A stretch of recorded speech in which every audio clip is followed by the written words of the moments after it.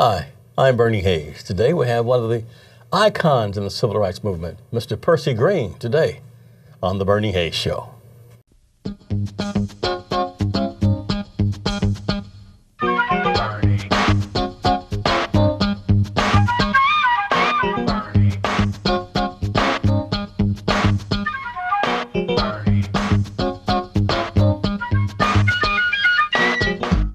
And welcome back.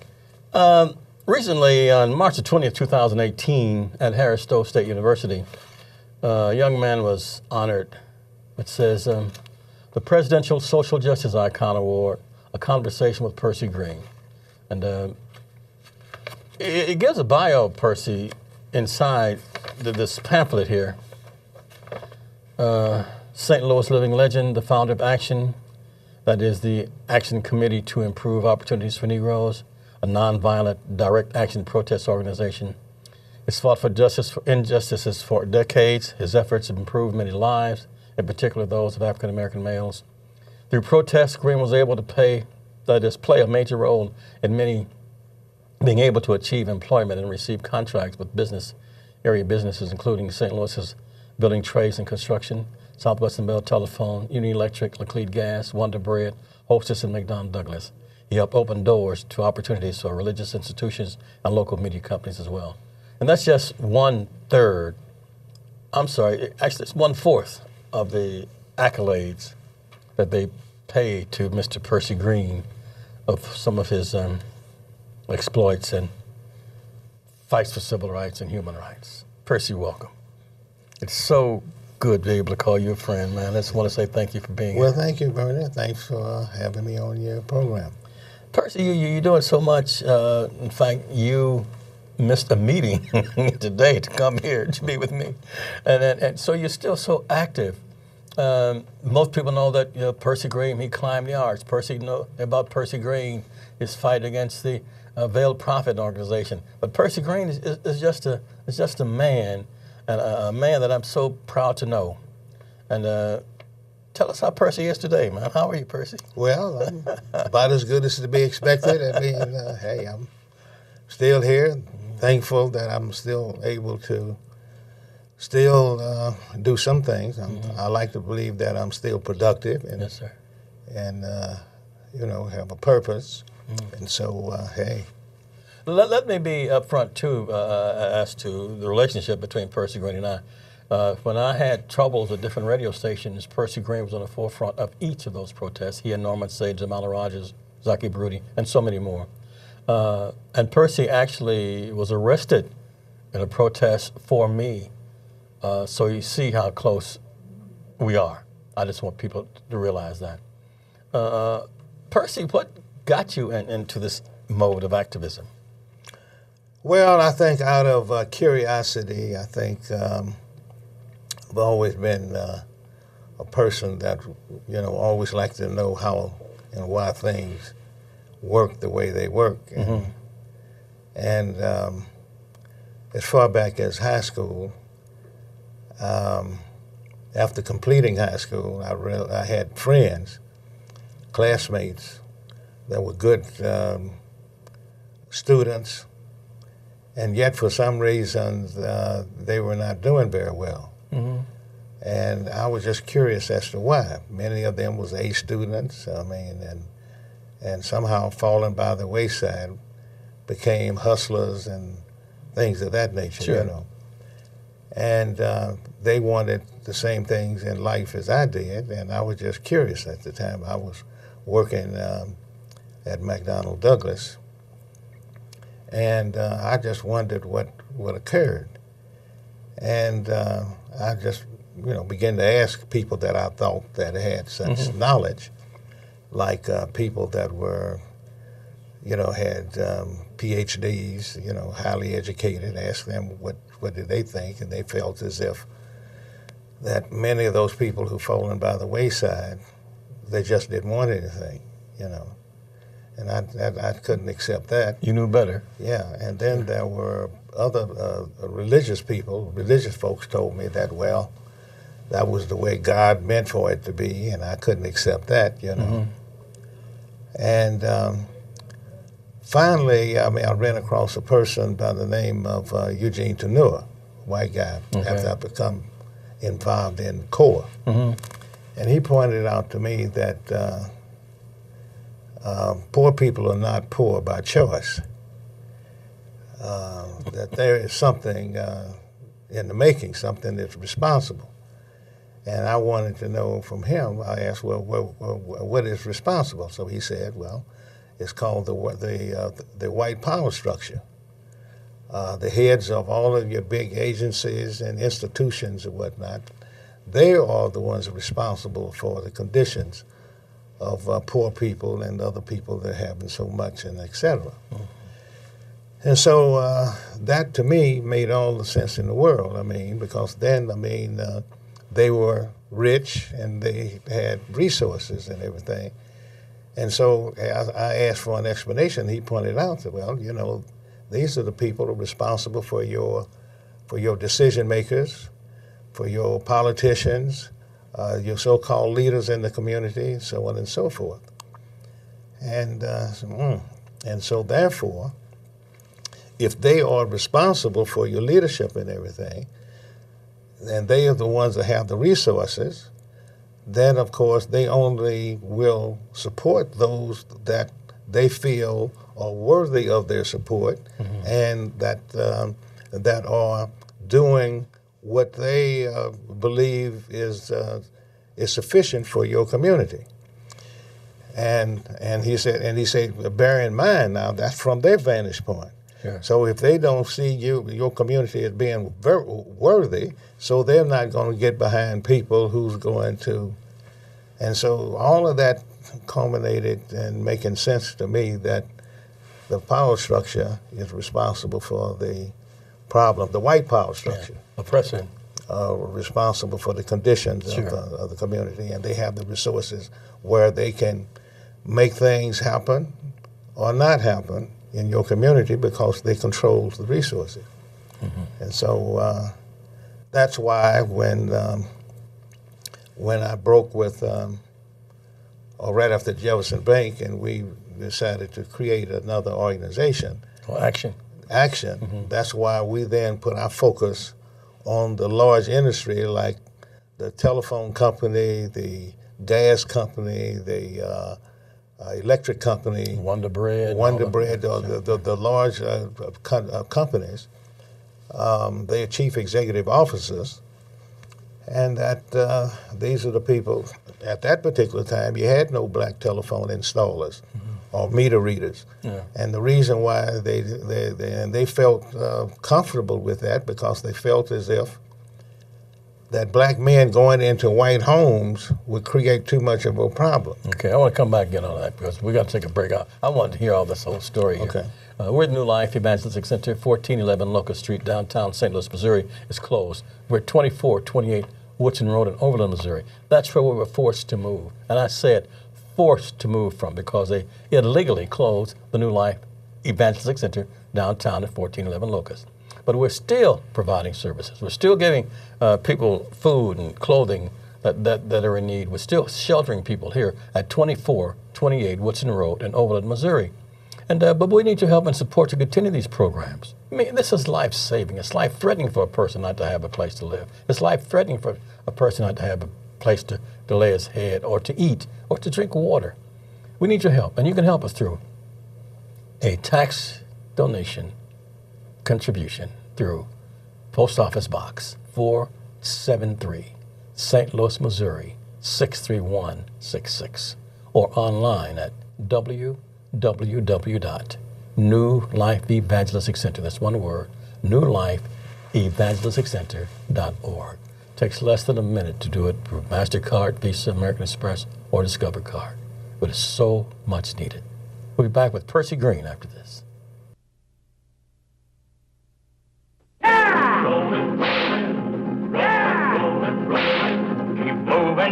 Moving. Oh, they're disapproving. Keep them doggies moving right. Don't try to understand them. Just smoke and throw and brand. And so a friend and I slept in an abandoned house. And we got arrested. Hit 'em up, move 'em on, hit 'em up, raw high. Let 'em out, ride 'em in, let 'em out, cut 'em out, ride 'em in, raw high.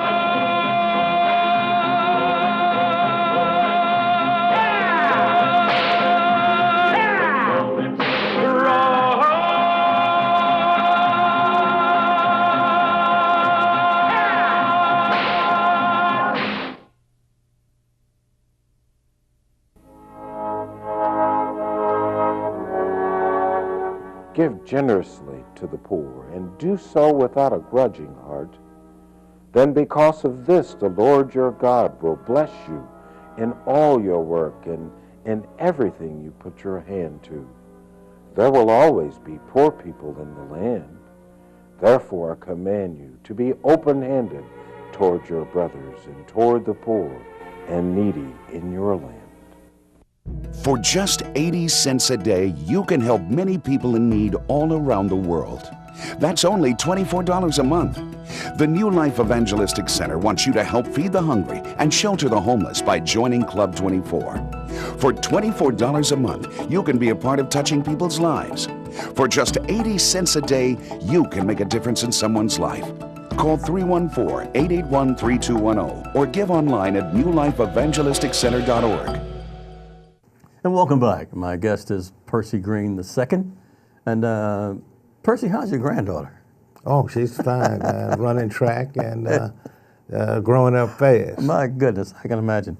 Percy, before we went to last break, you mentioned Jefferson Bank and Action and Core. But when people think of you, they think about the action you took about Jefferson Bank. They think about the action you took about the Veiled Prophet. They think about you climbing the arch.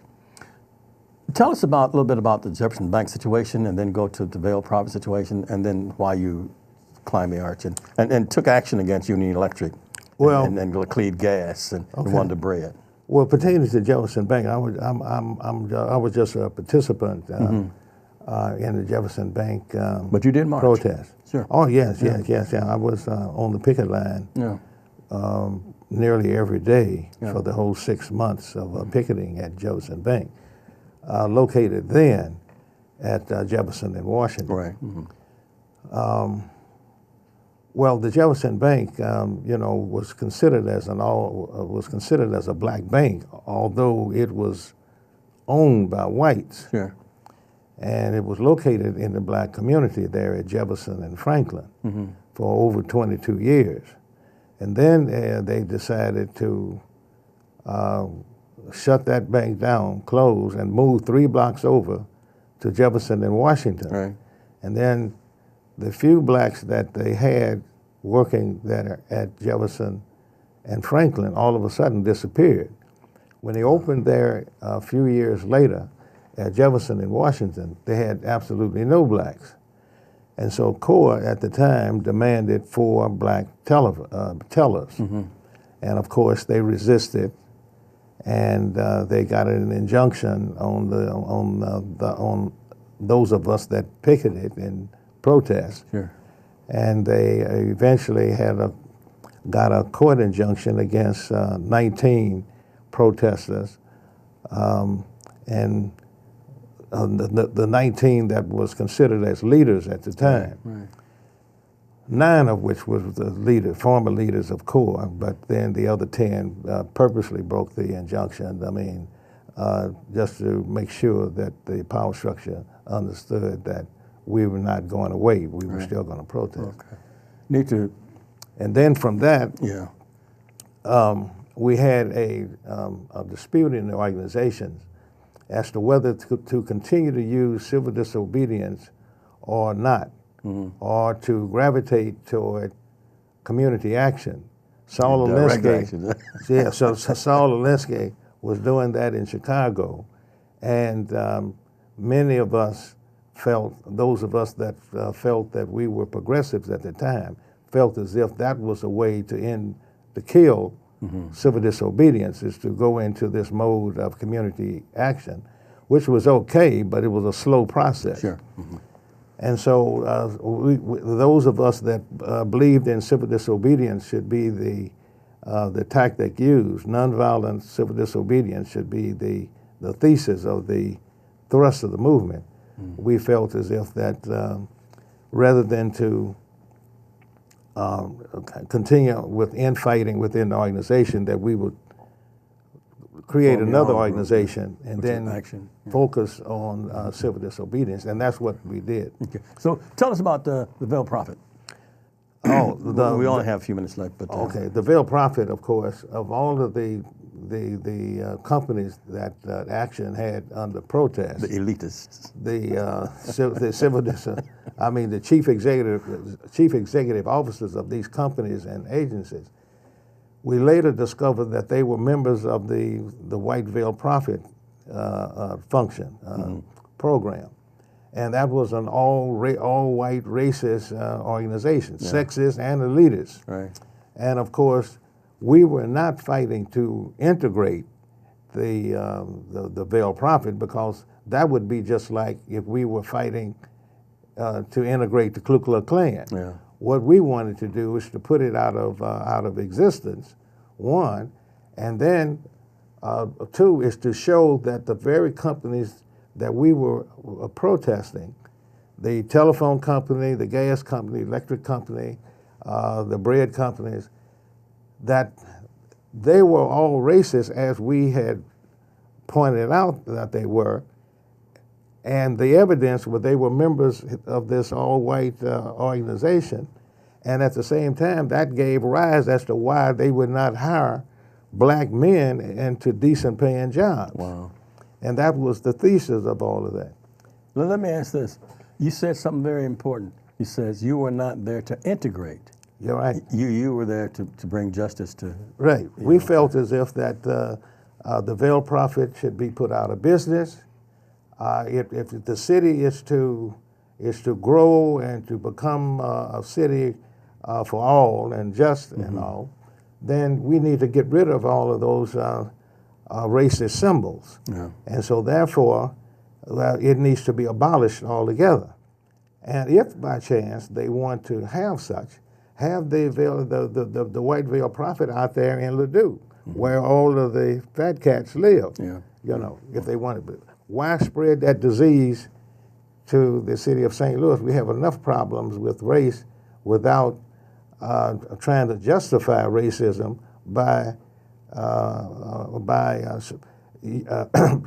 utilizing and trying to put this VP, the Veiled Prophet function on, and as if it's something, as if it was good for the city. We know that you unveiled the Veiled Prophet on that action, and I want to also get to in this segment why you climbed the Gateway Arch. So you unveiled the Veiled Prophet, right? You and some of your colleagues. Well, Action, yes. Our organization put together the strategy to unveil the Veiled Prophet in, I believe that was 1972. Okay. But 1964 and 65, you were involved. You climbed the Gateway Arch. Yes. You and Richard Daly. Richard Daly and I believe it was July the 14th of 1964. Right. The Gateway Arch was under construction. It was they had completed about 300 and some odd feet of that was where it was under construction. Yeah, about 2/3. And we climbed 125 feet up in protest and remained there for over 5 hours to point out how the builders of the arch were guilty of maintaining racial discrimination in employment as well as contracts. Yeah. You know, they didn't have blacks that was employed. And this is a federal project, right? And this is a federal funded project, Yeah, you know. And of course, we remained there for 5 hours. And the only reason why we was there only 5 hours because I knew that whenever we come down, we were going to be arrested. And I was working at McDonnell Douglas at the time. And I know that whenever I come down, we were going to be arrested. So we organized it to the extent where we would come down at a certain time, knowing that we're going to be arrested. be bonded out so I could Get to work. get to work on time at 12 o'clock midnight to Did you make 7 in it? the morning. Oh, yes. You yes, didn't make it? yes, Okay. yes. You know, and But also, 30 days later, yeah. after working there at McDonald's for 8 years, I was terminated 30 days after the climbing of the arch. And that's what resulted in the And suit. then that of Percy led to the Green versus McDonnell McDonald Douglas case. that went to the Supreme Court. Yes, went to Yes, the sir. Supreme Court on 2 occasions. You know, there's so much that you've done, Percy, and so many actions that you've taken.